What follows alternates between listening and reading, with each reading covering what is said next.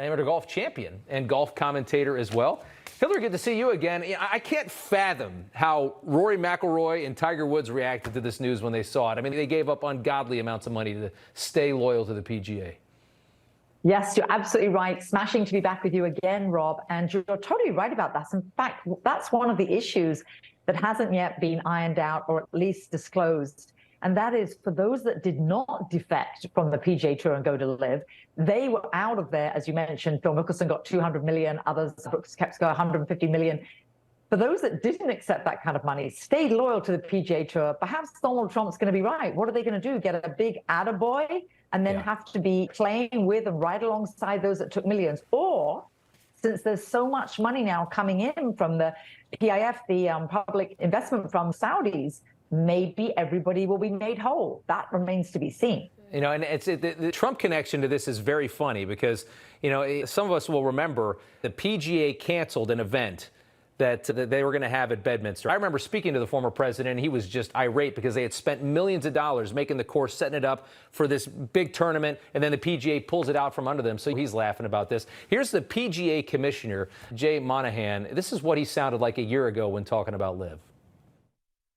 As it relates to the families of 9/11, I have two families that are close to me that lost loved ones. And so my heart goes out to them. And I would ask, you know, any player that has left or any player that would ever consider leaving, have you ever had to apologize for being a member of the PGA Tour? Now, I don't like the Saudis. I get where that was coming from. But at the end of the day, it was also really just about money. Now they're going to be sharing the boardroom and the profits with this Saudi-backed league.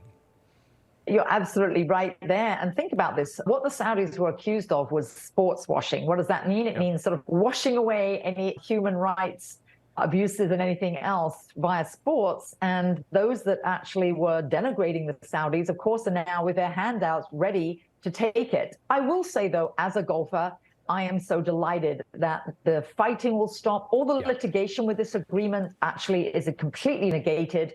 It would be good to have everybody back on board, playing the same game for the same good, and making it really inclusive and bringing in more people to the great game. And hopefully this will help in terms of the sport. And this day will go down in history. We'll all remember where we were when we heard this announcement during the day-to-day. But I think it is the right thing in the long run.